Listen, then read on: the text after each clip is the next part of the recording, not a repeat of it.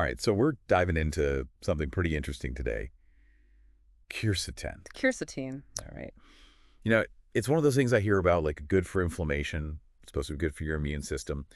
But we're going to do a deep dive today, go a little bit beyond just the buzzwords. Right. So we're looking at a research article. It's called Quercetin, Inflammation and Immunity. Okay. And the good thing about this is it's actually on a U.S. government website. Oh, perfect. So it's like legit. You know what I mean? It's not just some random article. And of course, link will be in the show notes if you want to follow along. But one thing that jumped out at me when I was looking at this is that quercetin is in a lot of foods, a lot of foods that people probably already eat. That's interesting. Yeah, and I think that's one of the things that's kind of cool about it. But one of the things they mentioned in the article is that absorption can be an issue. Okay. So, how much of this stuff is actually getting into our system, and does it live up to the hype? So I'm no scientist, so luckily we have our expert here Happy to be here. to kind of guide us through this. Yeah, no, it's a great topic, and I'm happy to kind of connect the dots on this one. So I guess maybe a good place to start is like, what is quercetin really? Yeah. I mean, I think it's one of those things that people hear, but they may not really know, what it is beyond just kind of a trendy supplement ingredient. Right. So, when I hear quercetin, I think of like health food store and not, wait, is that already in my pantry? Right, exactly. So, I mean, it is a natural compound. It's specifically a flavanol, which is part of the bigger flavonoid family. Okay. And, flavonoids, those are responsible for giving a lot of fruits and vegetables their vibrant colors. So like the red in berries or the yellow in peppers? Exactly. You got it. Okay. And so they're antioxidants and they have those anti-inflammatory properties. And, amongst the flavanols, quercetin is one of the most abundant and well-researched. Got it. So it's in a lot of plant-based foods. But you mentioned the amount can vary. So, I mean, are some foods better sources than others? Oh, definitely. It's not as simple as just like eat anything colorful and you're good, Right. I mean, the amount of quercetin really depends on the specific type of food and even like how it was grown. So for example, I think there was some research that showed that organic tomatoes can have up to 79% more quercetin than like conventionally grown ones. Okay, so my tomato choices matter. That's pretty interesting. Yeah. Any idea why that is? Why organic might be higher? I mean, it's a fascinating area. It could be the different farming practices or even how like the plants respond to stress without certain pesticides. But I think more research is definitely needed to kind of pinpoint the exact reason. Okay, but it's something to look into. Absolutely. Yeah. Okay, now back to kind of my other initial concern. How much of this quercetin goodness are we actually absorbing? I mentioned the article said absorption could be low, and I got to admit, that kind of like dampened my excitement a little bit. Yeah. No, I understand. Yeah. That's understandable. There's no point loading up on it if it's just going to pass right through you. Exactly. But it isn't a simple yes or no, with the absorption. So, yeah, I mean, some studies show, only about 2% is absorbed from like a single dose, but that's not really the whole story. So there's hope for my quercetin dreams yet. Oh, yeah. Absolutely. Okay. There's a lot of factors that influence how well your body absorbs quercetin. So first of all, there's different types of quercetin. So quercetin glycosides, which have a sugar molecule attached, those seem to be absorbed better than quercetin aglycones. Okay. So there's, the chemistry matters. Yeah, so it's not just quercetin. It's like what kind of quercetin? Exactly. And then there's also something called the food matrix. So basically what you eat quercetin with. So, things like fiber and fat, those can influence its journey through your digestive system. So no more like quercetin pills with water.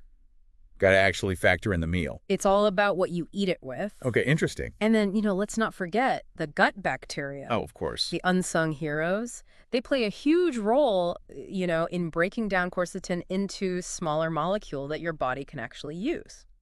Wow, so there's a lot happening behind the scenes. There is. I'm kind of curious now, like what happens to quercetin once it does get absorbed? Right. Where does it go in the body? Well, picture this. You eat, say, an apple with quercetin. Right. So it travels to the upper part of your small intestine. That's where most of the absorption takes place. And from there, it kind of embarks on this transformation journey where it gets metabolized in your small intestine, your colon, liver, and kidneys. So it's not just quercetin hanging out in our system, it's changing as it goes. Precisely, yeah. Yep. It's converted into different forms, things like methylated, sulfosubstituted, and glucuronidated quercetin. Got it. And then eventually it's eliminated from the body, mostly through your urine. But here's a fun fact. Some of it is actually excreted through your lungs. Wait, through the lungs? Yeah. Through the lungs. That's wild. I don't think most people realize that. No, it's definitely one of the more surprising aspects of its journey. But I think the really big question is, what is it doing in the body while it's on that trip? Right. We hear it's good for inflammation and immunity. Right. What did the research say? Okay, well, let's get into that. Does quercetin actually fight inflammation? And if so, how? Okay, so we've covered how quercetin gets into our system and where it travels. But the big question is, does it live up to the hype? Does it really fight inflammation? Yeah, that is the million-dollar question, right? And the research paints kind of a mixed picture, especially when it comes to human studies. Some have shown promising results, while others have been a bit less conclusive, Yeah. Okay, so let's break it down then. What about, like, the test tube studies? What do those tell us about quercetin's anti-inflammatory powers? So the in vitro studies, which are done in a lab setting, Yeah. those have shown pretty consistently that quercetin can have strong anti-inflammatory effects. Okay. And it seems to work by inhibiting the production of TNF-alpha, Okay. which is a key inflammatory molecule. And it also reduces the activity of COX and LOX enzymes. Hold on. COX and LOX. Refresh my memory. What are those again? Right. So those are enzymes that play a role in producing the chemicals that cause pain and swelling. So kind of the bad guys, if you will, in the inflammation drama. Gotcha. And quercetin kind of swoops in to block their action. Okay, so in the lab, it's looking like a superhero. Right. So what about studies done in animals? Yeah, so animal studies also support the anti-inflammatory benefits. Okay. Researchers have observed improvements in conditions like arthritis Mhm. and even some promising results with spinal cord injuries, Spinal cord injuries. That's incredible. Yeah. It seems like the evidence is pretty strong. So why are the human studies so mixed then?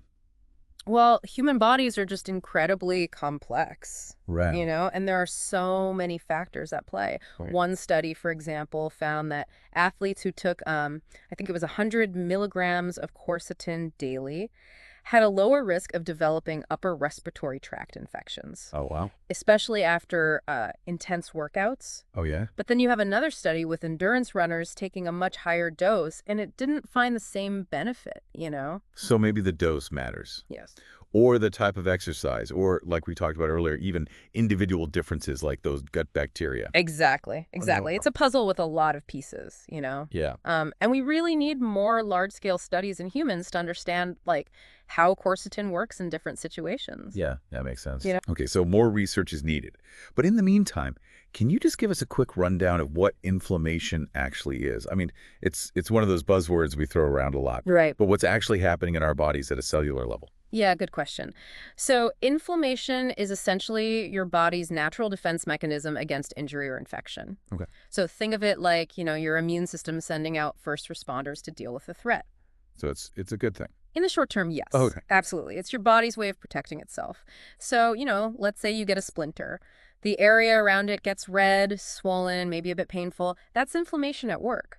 Yeah. Your body is increasing blood flow to the area, bringing in white blood cells to fight off any potential infection, and starting the healing process. So it's like a microscopic battleground. Exactly. But here's the thing. Sometimes that inflammatory response can go overboard, or it can become chronic.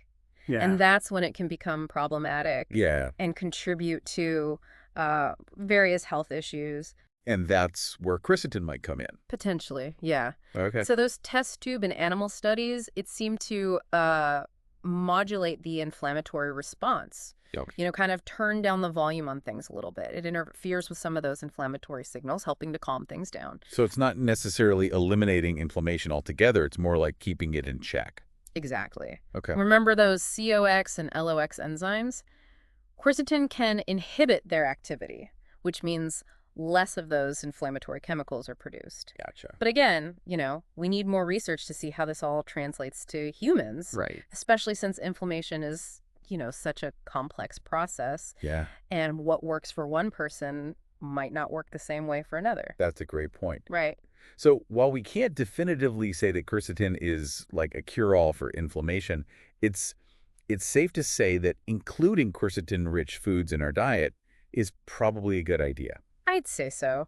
Absolutely. I mean, it's always a good idea to prioritize a balanced diet rich in fruits, vegetables, other whole foods. Right. And hey, if those foods happen to be packed with potentially beneficial compounds like quercetin, I mean, that's a bonus. Yeah. It's like getting a little extra health insurance with every bite. I like the way you think. Yeah. But, speaking of those foods, you mentioned earlier that the amount of quercetin varies depending on the type of food and how it's grown. Right. You brought up organic tomatoes having significantly more quercetin. Yeah. Does that mean we should all be switching to organic produce to maximize our quercetin intake?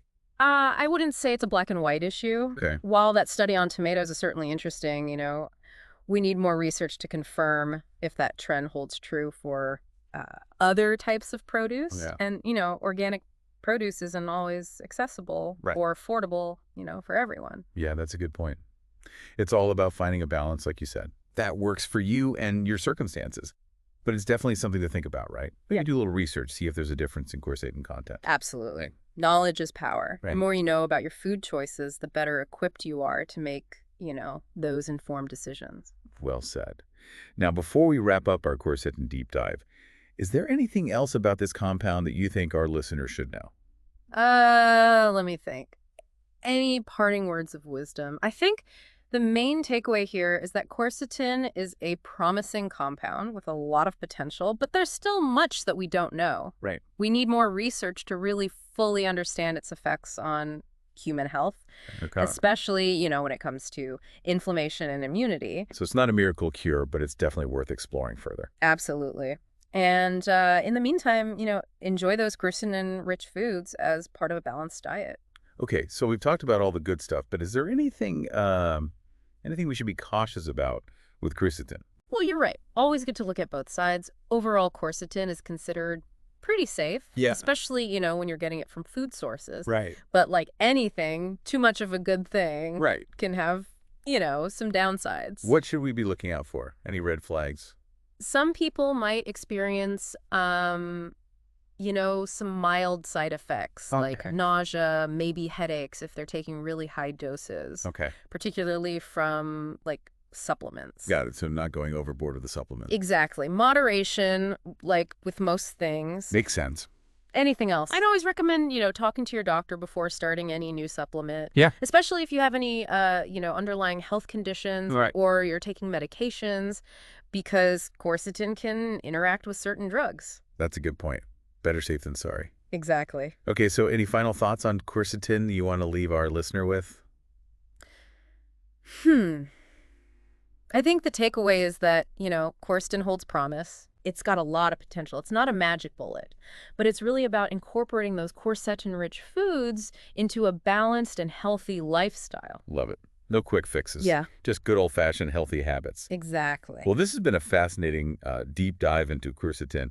We learned about what it is, where to find it, how our bodies process it, the potential benefits, and the drawbacks. It's amazing what we can learn from one research article. I know. It's pretty amazing. It Well- shows that knowledge is everywhere. So next time you're at the grocery store, maybe you'll look at those apples and onions a little differently, Yeah. knowing that they might have more to offer than meets the eye. Thanks for